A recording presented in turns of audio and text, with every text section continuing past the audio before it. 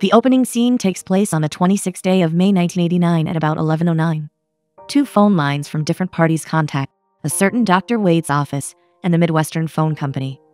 The callers can hear little bits of the other person's voice until their phone lines finally get crossed. They realize one of them is calling from Michigan while the other is in Chicago. The occurrence is quite strange, and both of them have no idea how it came about. What seems to be a mistake in their phone connections results in them communicating every day. They spend several hours on the phone talking about their childhood and what life has been like while growing up. They will pull out almost all the wires in the telephone line so they can comfortably make their calls while engaging in other activities around their individual houses. During one of their many calls, she receives a package from a delivery person.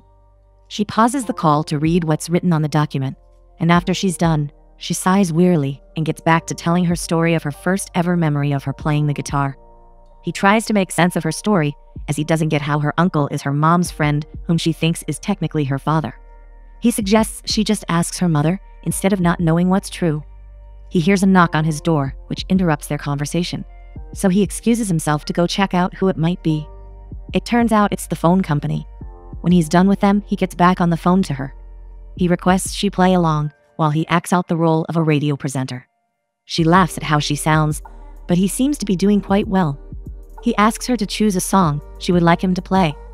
He isn't sure he has any of Aretha Franklin's, so he decides to play her one of Chicago's own while he searches for her request. Later, he requests she hold on the line while he listens to the tons of messages in his voicemail box and also makes some sandwiches for himself. She accepts his request and stays connected as several messages from his mom play one after the other. The woman is bothered as she's been unable to reach her son. She drops tons of messages, yet he isn't returning any. She chuckles lightly at the expressions of his mom, who seems so worried about him. But he feels frustrated as the long messages don't want to come to an end, so he can get back on his call with her. They spend almost all day and time talking to each other over the phone. They engage in lots of fun activities together, as the distance between them doesn't seem to be a barrier. They would practice dance steps and give directions to each other on how to go about the moves, and even play games over the phone.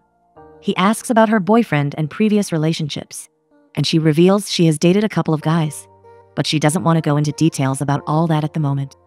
He decides to tell her about some of his many forgettable dates and one great one, especially when he was 11, and he had this insatiable soon-to-be girlfriend who happened to be the biggest Beatles fan he knew. He shares the story of how much he wanted to impress her, but there were a couple of obstacles which he couldn't overcome. As he continues to tell his story, he decides to try out something. G grabs his quiver and begins to practice his archery skills while on the call with her.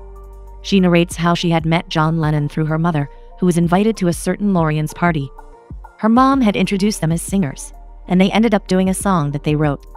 At the end of their song, they didn't get a reaction from the audience, but the whole thing was surreal. She explains how they had all felt that they were exactly where they were meant to be in the world. He listens to her story until its completion, but he wonders why they didn't take the initiative of recording the song. In the course of their discussion, he decides to do some work on a canvas. He likes to write and paint. When he was much younger, he wanted to be an actor and a filmmaker. However, he made his first film titled The Ghost in the Invisible Sheet when he was just 13, and it was a fake documentary movie. She encourages him to think about making more movies. He wonders what she looks like. They've been talking for a while now, and he just can't help but be curious to know what she looks like. Just like him, she has also created an idea of him in her head, and she convinced herself that that's what he looks like. She doesn't want to share more details, as what matters to her is hearing his voice, which makes her feel safe. On her request to know what he is like, he shares that he doesn't really have it all together. Sometimes happiness is a mask he wears, and no one really knows him. He remembers a relative of his named Hank. Anytime Hank saw him, he'd always sit him on his lap and tell him he loves him, and that his worth will be determined by the amount of money he makes. Hank was always saying stupid people end up making stupid decisions, and then he'd whisper a question in his ears, asking if he was stupid or not. A part of him realizes that he never answered that question because at the moment he knew he was stupid. Although it took him a while to figure out what Hank was doing, and when he did it was too late. He narrates how a couple of years ago, his agent called to inform him of an audition he got, and that was when he booked his first acting job. It was industrial and his last acting job. He confesses that his doubts complicated his mind.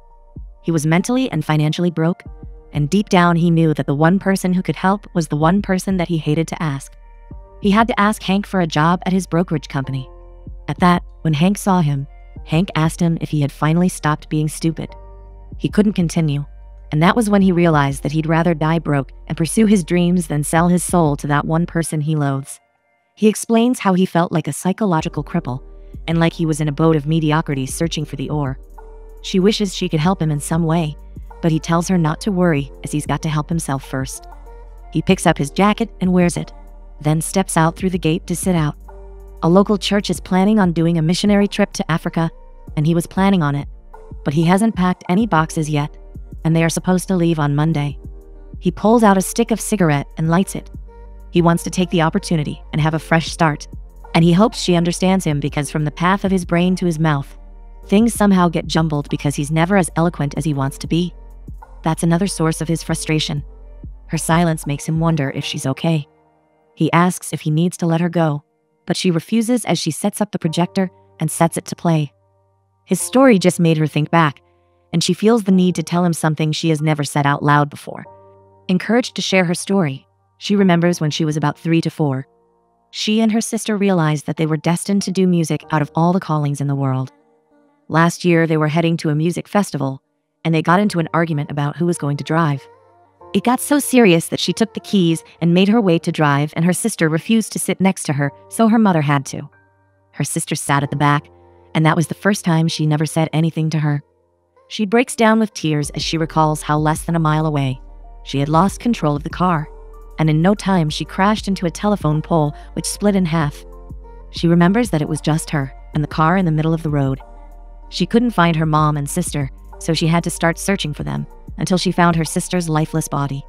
She cries out loudly as she kneels on the floor and recalls finding her mom down an embankment. She tried talking to her mother, but she was just staring at her. She feels like life is going on around her, and it's not for her. He tries to comfort her and asks to know what he can do to help her. She continues her story. She feels like she doesn't exist, and she's just in purgatory. He encourages her to just breathe and be calm, but she goes on to share that ever since the accident, she hasn't played any music since the accident, and she never sang because it feels wrong without her sister. Both of them wish they could just hold each other at the moment so they can find comfort in each other. They put their call on hold as they simultaneously take off their clothes and then step into the bathtub and set the water running to wash away their current feelings. Afterward, they continue their phone call on the bed, talking all night long until they fall asleep. The following morning, the alarm beeps to wake them up, and they are still on a call with each other. They get off from their beds to wash up and freshen up for the day. He feels they've not been talking for long enough, but he also thinks they might need to go to a doctor to get an ear surgery or something.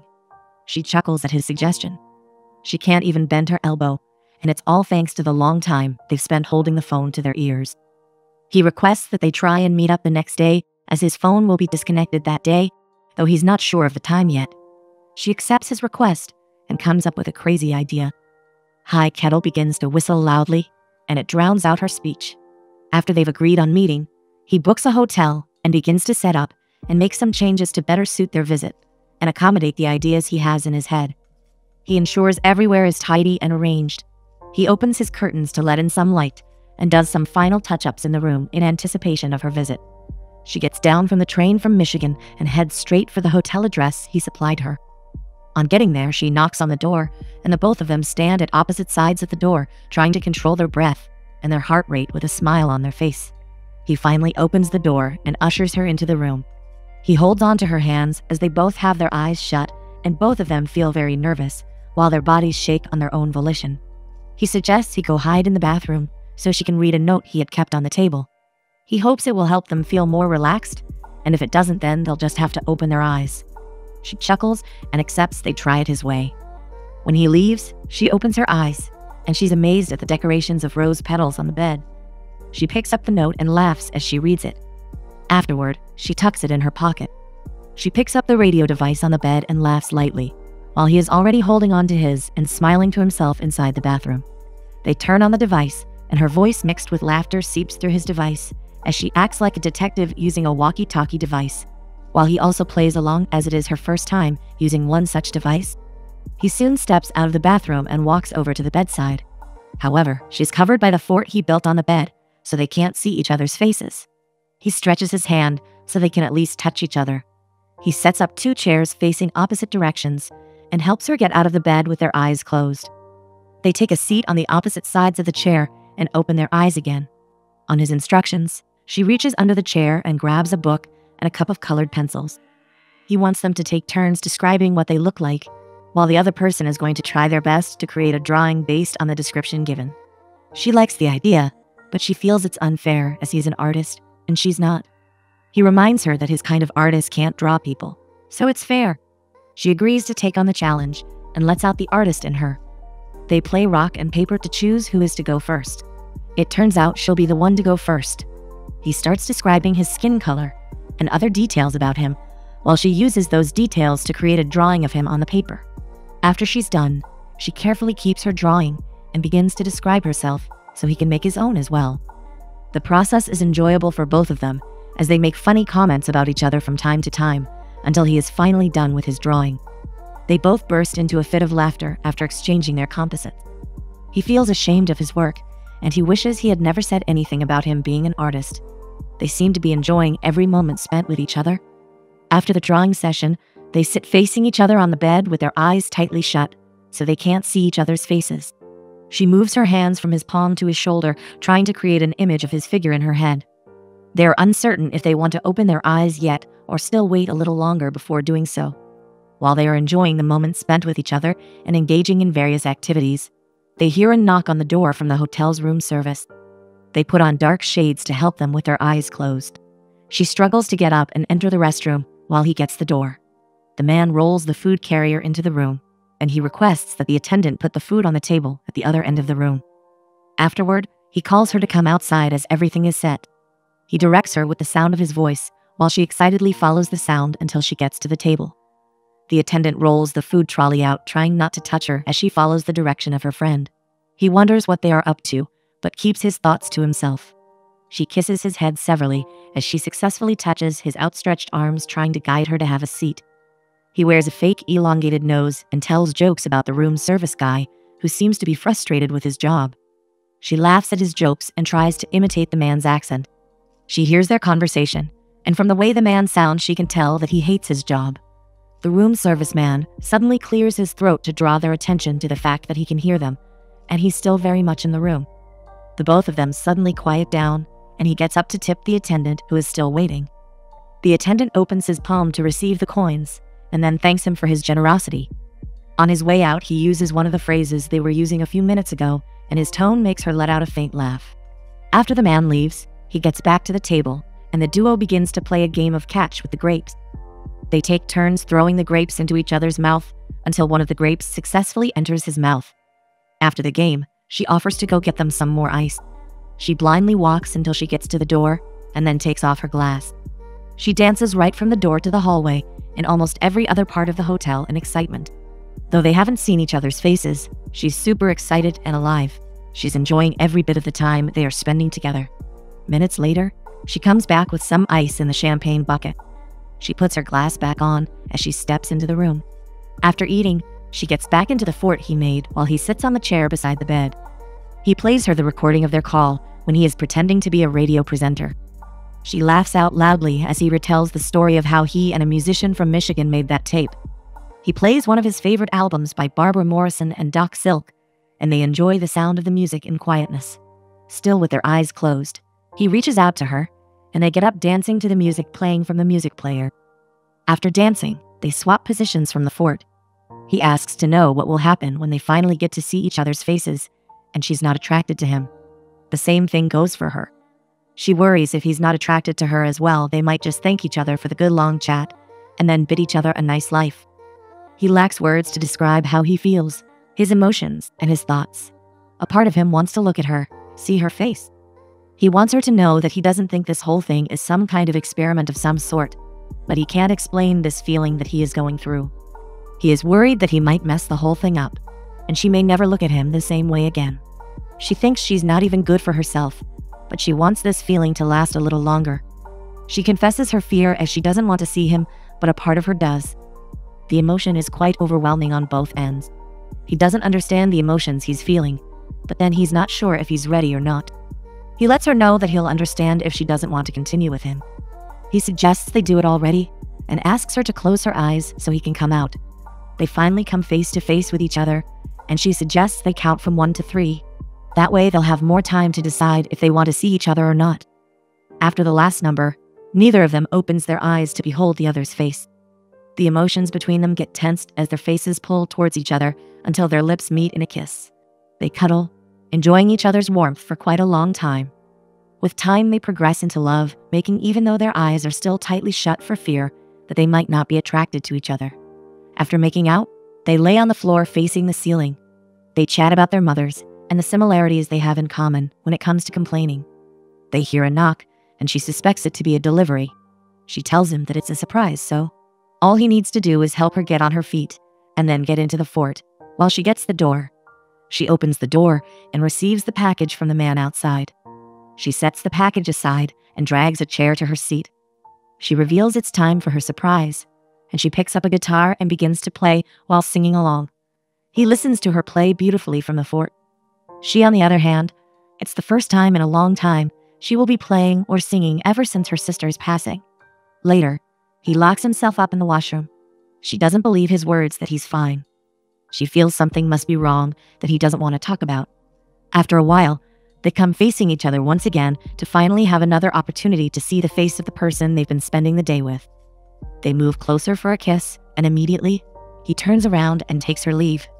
As she walks down the hallway, many thoughts race through her mind. Her face looks unhappy, but she continues on her way, even though there is an urge in her heart to turn around and go be with him. She fights back her tears as she runs down towards the elevator in an attempt to stop herself from turning back. He sits on the bed looking so depressed.